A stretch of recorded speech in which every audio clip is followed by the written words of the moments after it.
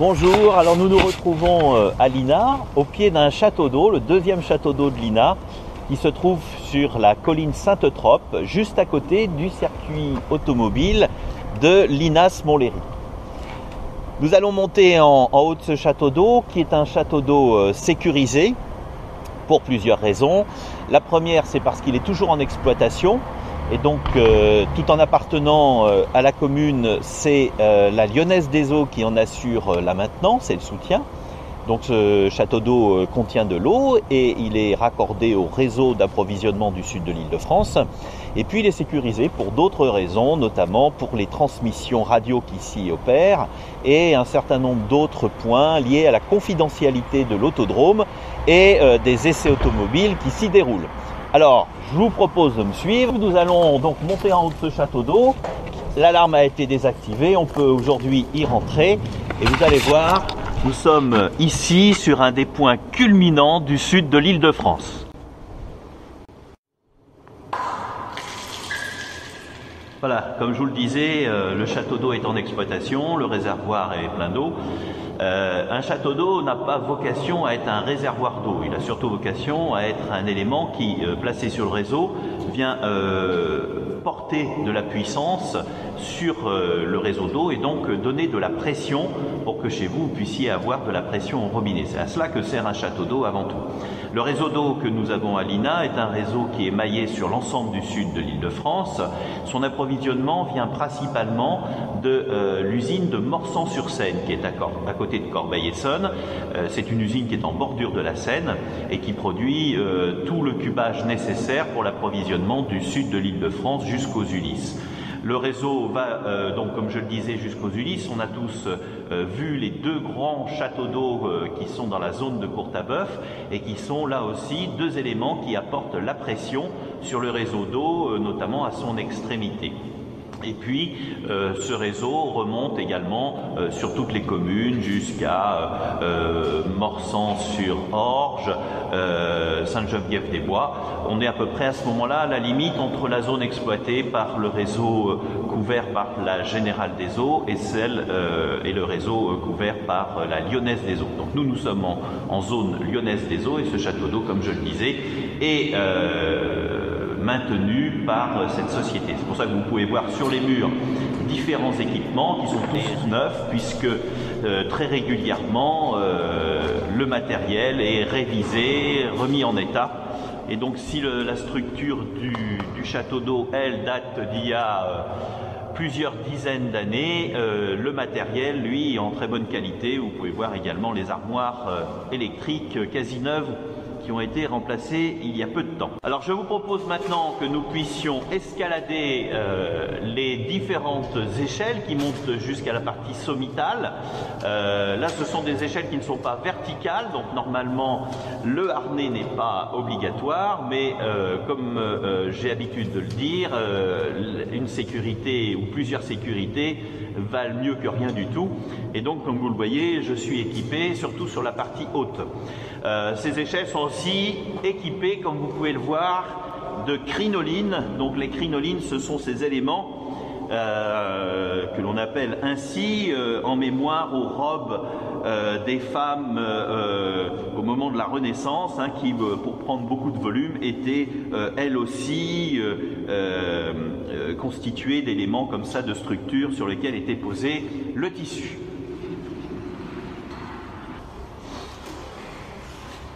Hop. Voilà, donc on est sur le premier palier.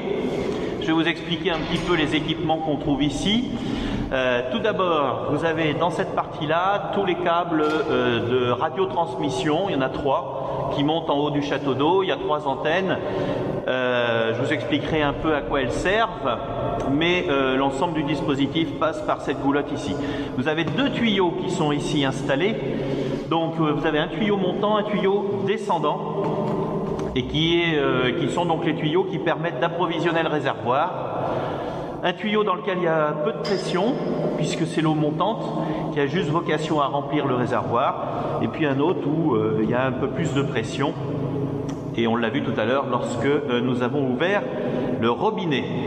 Voilà, donc c'est important de porter des gants parce que le métal est très froid, Et forcément, en touchant tous les barreaux avec les mains, on se retrouve à un moment où les mains sont véritablement gelées et on n'arrive vraiment plus à avancer. Ça m'est déjà arrivé une fois, et quand vous vous retrouvez au milieu d'une échelle bloquée parce que le courage manque et les mains sont gelées, je peux vous assurer que c'est pas drôle. Voilà. Alors, nous allons arriver sur le dernier palier. Donc nous sommes ici à un point culminant de l'Île-de-France. Alors, nous arrivons ici dans le réservoir.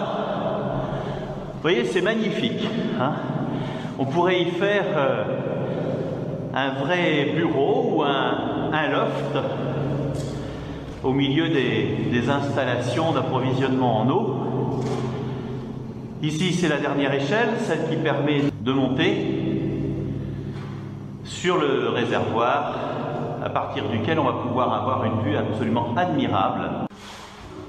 Je m'accroche à l'échelle. Et voilà.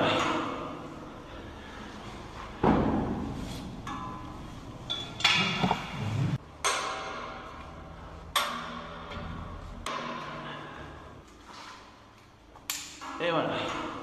Voilà, donc dans quelques instants je vais ouvrir la trappe, vous allez pouvoir voir le ciel, mais avant je voudrais vous montrer le sol. C'est le réservoir d'eau, donc vous voyez l'eau est très claire, hein. Vous pouvez voir quelques petites saletés sur l'eau, mais sachez que c'est pas l'eau que vous recevez à votre robinet. L'eau qui est dans le réservoir a vocation uniquement à apporter de la pression dans le réseau, hein. Donc là le réservoir, vous voyez, est plein, ce qui confirme ce que je vous disais tout à l'heure, qu'il est toujours en exploitation.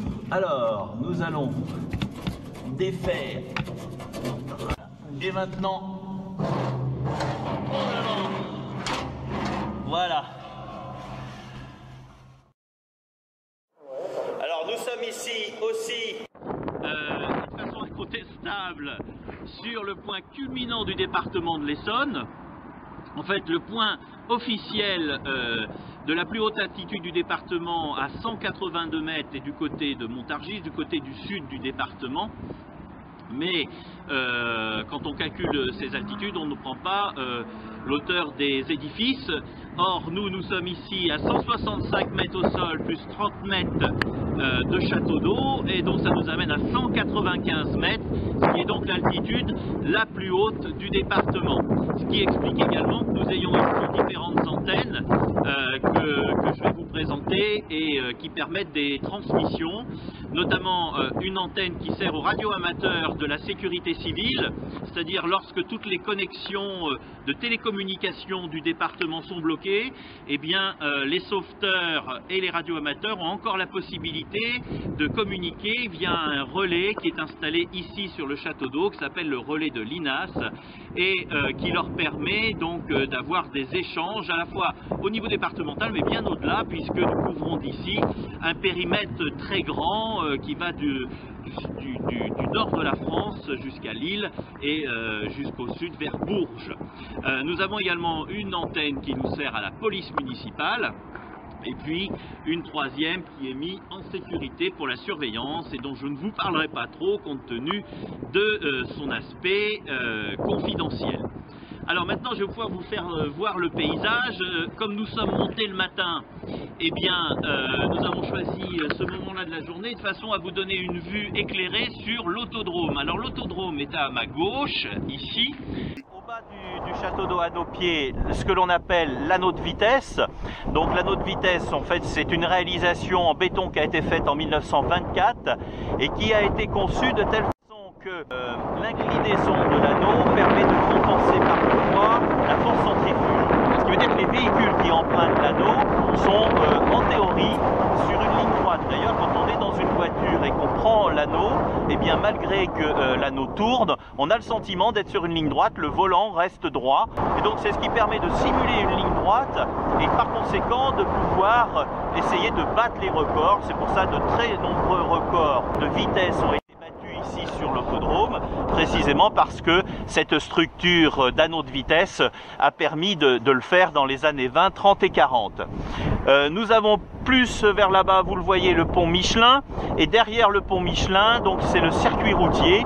Là, c'est la piste de course en quelque sorte, hein, qui a servi d'ailleurs à la fois aux courses d'automobiles, mais également aux courses cyclistes, hein, puisque nous avons de nombreuses compétitions cyclistes qui ont été organisées ici, dont plusieurs championnats du monde.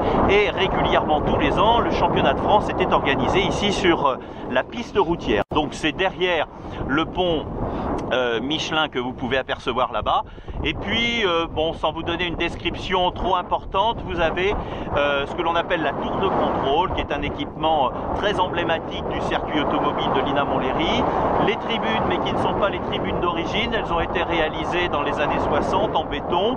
Et puis vous avez, on le verra, un bâtiment que l'on distingue entre les arbres et qui est ce que l'on appelle le 1924, qui est un tout nouveau bâtiment qui vient d'être créé afin de permettre des réunions et la création d'événements sur le circuit.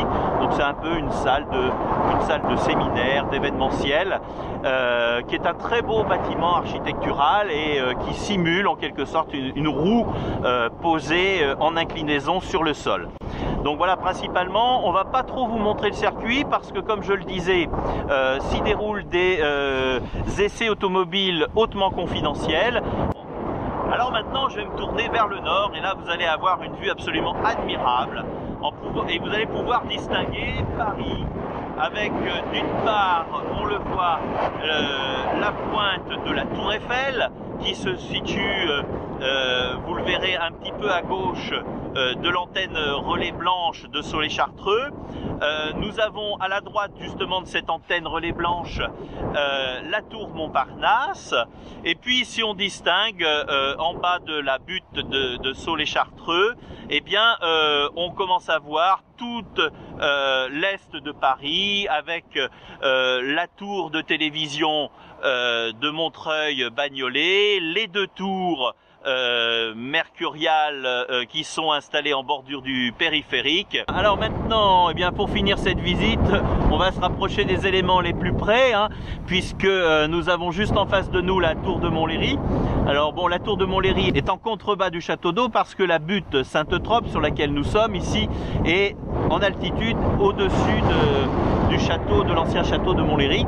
Mais l'implantation du château avait été choisie à cet endroit-là parce que précisément au pied de la butte qui porte ce château de Montlhéry, eh bien circulait l'axe royal, la route de Paris à Orléans, et sur cette route il y avait de nombreuses attaques qui étaient commanditées par les seigneurs de Montlhéry et qui d'ailleurs faisaient payer un péage qui était illégal dans le royaume. Et donc c'est ce qui explique que l'ancien château de Montlhéry ait été implanté à cet endroit-là, puis démoli avec le temps, et il ne reste aujourd'hui plus que le donjon que nous appelons tous maintenant la tour de Montlhéry.